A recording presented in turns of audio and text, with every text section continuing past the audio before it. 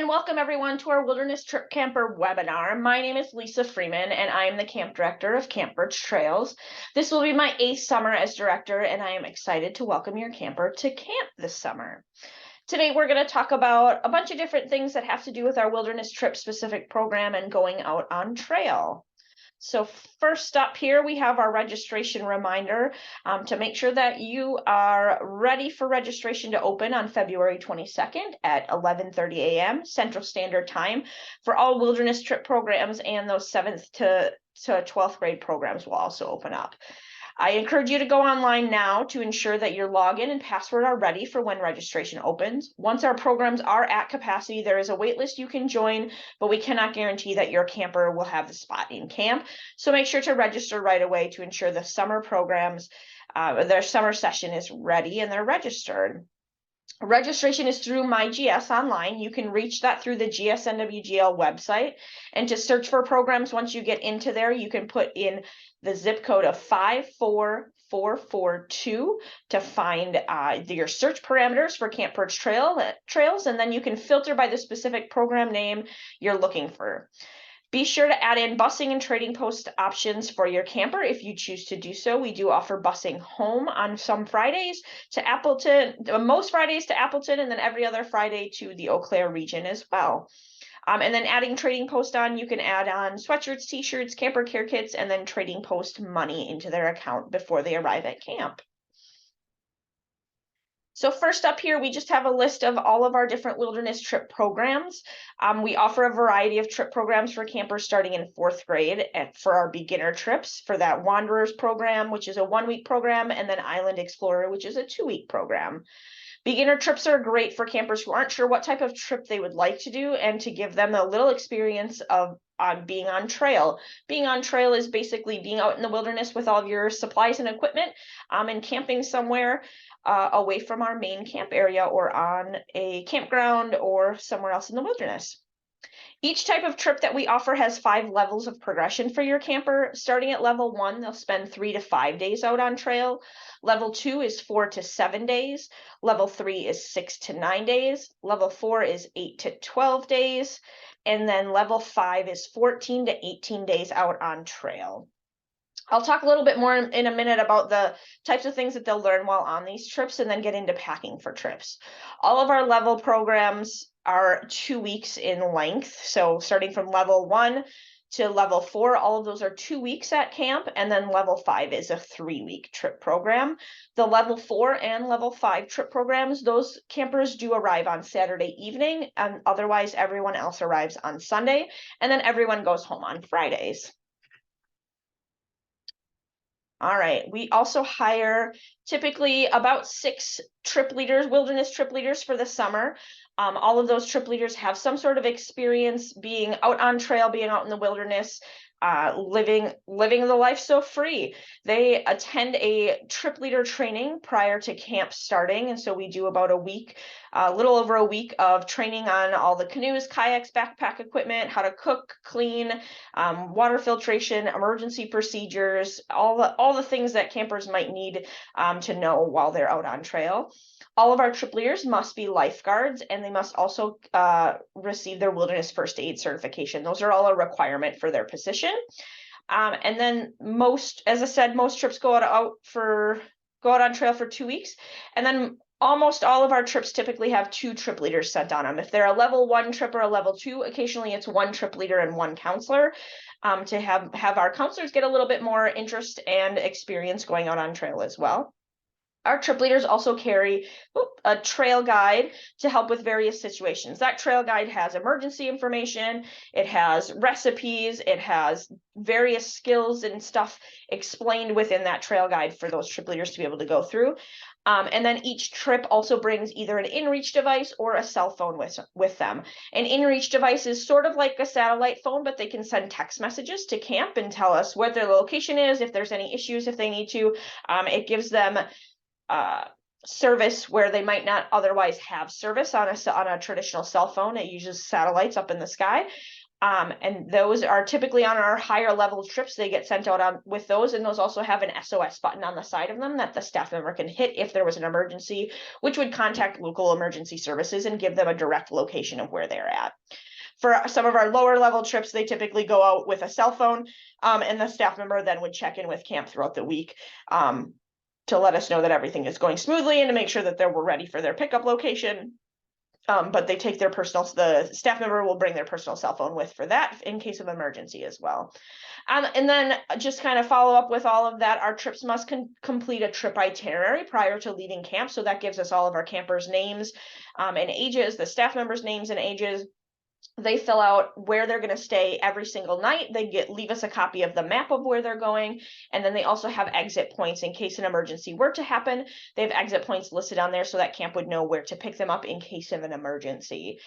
Those detailed instructions are important for us just in case something changes or they change plans because they weren't able to get to a site or weather becomes an issue for them. They're able to check in with us and we know exactly where they're at. All right, so getting into the different trips and the level expectations. So each of our trips have different expectations of kind of the things that they're going to learn. So whether they're canoeing, kayaking, or backpacking, they're all going to learn the things that are listed on your screen there. They're going to start learning to do a lot of that stuff, especially in the first one. That the trip leaders are really doing a lot more for our campers during the first couple of levels of trips. And then as they progress, I'll talk a little bit more about that kind of stuff. And then on top of every time they progress up a level, they're going to go over the things from the first level, and then they're going to move on to those next trip expectations. They're going to add in all of those different things just to make sure that our campers are really prepared and feel ready for their trips each time they go out. And then level 3, we start bumping up to get a little bit more technical with some of their skills, especially with canoeing and kayaking. They can practice a little bit more. Backpacking, they're really gonna start pace setting and making sure that everybody is on pace to keep up with the group. All of that kind of information. We really want to make sure that they feel ready and prepared. All right, and our level 4 trips, so typically by the time they get into a level 4 trip, it's really where we are hoping that our campers are going to take a stronger leadership role. Really, they're going to take the overall initiative to get things done, make sure everything is set up and ready. You can see on your screen a picture of our campers preparing their food prior to leaving. These guys were prepping to leave for a 2-week Boundary Waters trip in northern Minnesota. And so campers help measure out and package all of the food that they take on trail. And so it's really getting them to fully understand the whole planning and preparing for a trip. They're really focusing on route planning, making sure they have all their equipment and that the trip leaders are there to continue helping them, but they really want the campers to really take the lead on that. And then by a level 5 trip, it's really more of everybody's friends. Everybody knows what's going on. They all have their certain skill sets that they know they want to do. It's really more like friends going on a trip together. The trip leaders are still there for safety and needs and to remind campers of certain things, but really the campers are doing a lot of the skills, and they know how to package everything. They know how to prepare everything. They can plan their route. And so really it's to help prepare them as they grow up and progress out of our trip program, that they can lead their own trips someday. And so that they know what to do and how to do all these things instead of having all those things done for them. They can really make sure that they really feel confident and comfortable in their skills throughout all the 5 levels of progression that we have. All right, here's just a little bit about our backpacking trips. So we want to make sure that our hikers are prepared and physically ready, because backpacks can sometimes get pretty heavy. And we want to make sure that our campers are ready to be able to carry those things. So being able to carry 50 pounds of equipment. So the campers are going to carry their own personal gear, their sleeping bag, their clothing, their water bottles. And then we also have everybody split up all of the group gear and equipment and food. So everybody's taking about the same weight of things. They might not take the same amount of things, but the weight is what we really focus on for backpacking. Some things that our trip leaders will often say to our campers is ounces equals pounds, pounds equals pain. The more things that they add into their backpack, the more weight they're going to have. And so we really want to focus on taking what we need for going on trail and really spreading out that weight evenly for everybody in the group. And our hikers can hike anywhere between 1 mile to 12 miles per day. It really depends on the route that they've helped to plan and where they're headed to. And they will walk in rain or shine. They won't walk in thunder and lightning, but they will walk in, if it's just raining and drizzling, they'll walk that way. And often our backpackers will hike from water source to water source. So they need to make sure that they have clean drinking water, and they bring a water filter with them, and they learn how to filter the water properly so that they're not getting sick, but they're often hiking from water source to water source to make sure that they have water to drink while they are out there, and water to cook with as well. And then for our canoeing and kayaking trips, really our campers still do need to be able to carry 30 to 50 pounds. Portaging canoes is basically taking everything out of the canoe and walking it from lake to lake. So the canoe might go on their shoulders. It might be a group of them carrying the canoe together with their portaging, but they're really gonna go from lake to lake. And our canoes are quite heavy. They're about 90 pounds. And so oftentimes, especially our lower level trips, it'll take a couple campers to portage that canoe to the next lake. But as they progress, they typically are the only ones carrying that canoe on their back. And our kayaks, occasionally on some of our trips, our kayaks do have to be unloaded and portaged. And those a couple people carry those kayaks, but the campers have to be able to carry that stuff because they're also going to make sure that they can bring all their equipment with them. They can carry everything that they have because they're going to be loading and unloading their canoes and kayaks depending on where they're at. And just knowing that on any of our trips, that campers, kayaking and canoeing is very different when you're going on a trip like this, because you're paddling a fully loaded canoe. So a fully loaded canoe might be 3 people and then 4 bags potentially, and each of those bags could weigh an additional 50 to 60 pounds. And that type of paddling with fully loaded canoes and kayaks is really very different than paddling those kinds of things at home on a lake. And so that's why going on the progression of our wilderness trip programs really helps prepare them, because kayaking, a little Funyak kayak around your personal lake at home, is very different than paddling a 16-foot sea kayak that has a rudder and is a lot narrower and is then also weighted down with food and equipment for your camper to paddle around. So we really want to make sure that they're learning those good techniques and learning how to properly steer and paddle those canoes and kayaks, because it does take a little bit of work to go that way. All right, next up, we are going to go over what to pack. And here we have a couple, Renee and Tim, who do a lot of packing, or do a lot of wilderness trip programs through the Midwest and throughout the country. And it's just some examples of things that they pack for their trips. Just gonna make sure we share our sound. These backpacks for the next 4 months as we walk and canoe the Pacific Northwest Circuit. Let's see what's inside. Sleeping pads. Water bottles and filters. Our tiny kitchen including spork, handkerchief, stove, lighter, and fuel. Tyvek ground sheets. Poop shovel and hand sanitizer. Water-resistant clothing bags, which include Puffy jackets. base layer, 2 changes of socks.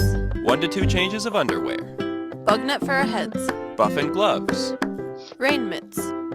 rain pants and jacket, And waterproof socks for the snowy sections. toiletries and sunscreen, Electronics including phone, power bank, satellite messenger, and headlamp. first aid kit, Microspikes for the snowy sections. our tent, and a cloth to wipe out condensation. Bear-proof canisters where required for our food, or bear-proof bags. 20-degree Fahrenheit down sleeping bags. And that's it. So thinking about your camper and packing for trail. So we do give a list of things for trail clothing and then in-camp clothing on our packing list. It just makes it a little bit easier when your camper is preparing to go out on trail. So they're not bringing too many items with them, because really oftentimes they're going to wear the same t-shirt during their day. It's going to be their trail t-shirt. They're going to wear it every single day that they're out on trail. And then when they get to their campsite at night, they might change into their site t-shirt or site pants, and then change different articles to dry out or air out throughout the day. But we really want to make sure that they are very aware of ounces equals pounds and pounds equals pain. So whether you're paddling a canoe or a kayak or backpacking, all of that extra weight sometimes can really slow your group down or slow your camper down and potentially make some things painful. And it's helpful to pack all of your camper's trail items in gallon-sized Ziploc bags just to make sure they're extra waterproof, because we do offer some waterproofing, but not it. The Ziploc just adds us an extra layer of waterproofing to make sure that everything stays dry while they are out on their trip. And then that in-camp clothing can just be packed separately in a duffel bag for them, so that they know that they're only wearing that when they are in camp and they are not out on trail. There, in the next slide I'll go through, there's a list of things through REI, which is an outdoor gear store. It just gives a list and gives links to different items that might be helpful to pack or to have for your camper if they're going on trail. So next up, these are just links of canoeing, kayaking, and backpacking trips and what to pack. And as a reminder, Camper Trails does provide group gear and equipment like stoves, our pots and pans, water filtration, PFDs, paddles, backpacks, sleeping pads. We have a lot of that group gear. We have the maps and map cases and whistles and compasses, all available for our campers to use. Your camper will just need to make sure that they're providing their own clothing, their toiletries, their rain gear, their sleeping bag, and water bottles. And we always make sure that campers bring 2 water bottles on all of our trips to make sure that they have enough water to stay hydrated while they are on trail. If you have questions with items that your camper might need, please feel free to reach out. I'm happy to discuss different needs for campers. And we want to make sure that you don't need to buy brand new stuff. If you have something that somebody can borrow from a family friend, or you guys have it already, or something that you might be able to adapt that would work, feel free to use that. We don't want you going out and spending tons and tons of money for something that they're going to use for a week or 2 weeks during the summer. So make sure that you're aware of all the different things that you're buying. And then the other things, because we are a Girl Scout camp, we do talk about periods on trail with all of our campers. So anytime our group goes out on trail, we do have the 2 trip leaders sit down with each camper and talk about making sure that everybody has enough pads and tampons or a Diva cup. And then every camper gets a biohazard bag to put that stuff in to make sure that it stays separate. Everybody knows what's in there. It's each person labeled with their name on it. And then we make sure that they dispose of that waste at the end of their trip. They're not burying those pads and tampons in the woods. We don't want to invite critters or animals around to our campsites. We make sure that those stay in the biohazard bags, that they don't get buried. And we're going to go back to Renee and Tim, and Renee's going to tell us a little bit more about how she takes care of her period on trail, because it's very helpful for all of our campers to be aware of that and understand how it all works. We love to spend months at a time outdoors. This is how I handle my period on trail, including in bear country. On our walk from Mexico to Canada, I used a menstrual cup, which is a lightweight, low-waste option. About twice a day, I would empty the cup. I just dig a hole and bury the blood. It's important to stay clean. I used hand sanitizer on my hands and clean filtered water to clean the cup. I've also used tampons and pads on long trips. I would carry an extra bag for used tampons or pads and then throw them away when I get to the next town. In bear country, we store all scented items in a bear-safe way, not just food. This includes feminine hygiene products. A walk from Mexico to Canada includes a lot of exercise. I noticed that my period was lighter or sometimes non-existent. I make sure to eat and hydrate well, especially when on my period. When we're headed up into the mountains, we're both susceptible to elevation sickness for the first few days. When I'm on my period, I've noticed that elevation sickness hits me even harder. I take some extra breaks and give myself time to acclimate. Awesome. So if your camper has any questions about having a period on trail, feel free to let us know. We are happy to discuss that. All of our staff are very comfortable discussing that and walking your camper through using that and disposing of that garbage once they're done with it. So the next thing I'll talk about is our meals on trail. So all of our campers and our trips take an MSR stove, which is in the bottom corner down there. That's a little gas stove, white gas stove that they use, and they cook all of their meals on that. They cook breakfast and dinner. Typically, we don't cook lunch over the stove because we want lunch to be something that's easy to grab. They can snack on it kind of throughout the day. They can eat it. They don't have to do anything for it, especially if they're paddling or backpacking. They can just pull it out, grab a snack as they need it, and they don't have to stop and take everything out and find pots and pans. Just some examples on your screen there of different offerings that we have for meals.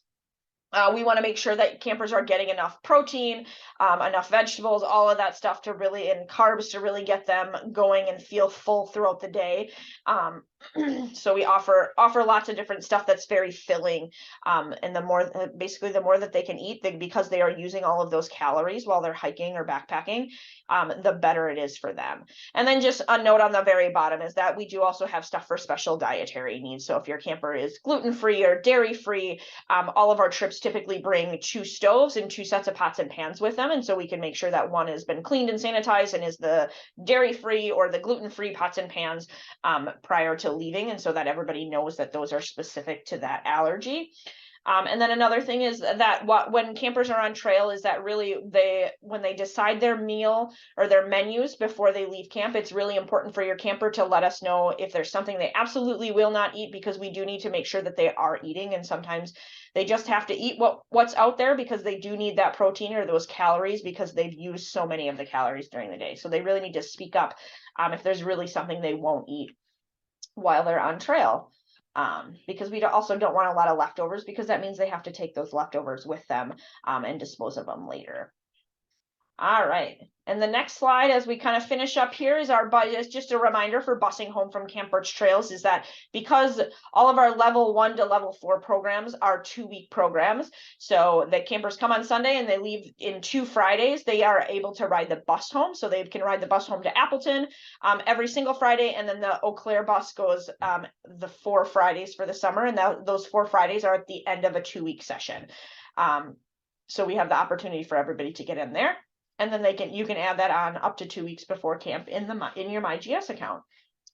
All right, so we're excited for camp this summer. We'll see you there. If you have any questions, feel free to contact us. If you have any trip specific questions, feel free to contact me. My email is on the screen. And I just wanted to send a special shout out thank you to Renee and Tim for the Through Hikers on Instagram. I follow them on Instagram, and they have a lot of very interesting videos on their YouTube channel as well to might get your camper interested in camping or backpacking like they do, because they really are lightweight hikers, and they're from the Midwest, and so they were excited that we wanted to share their videos with you all.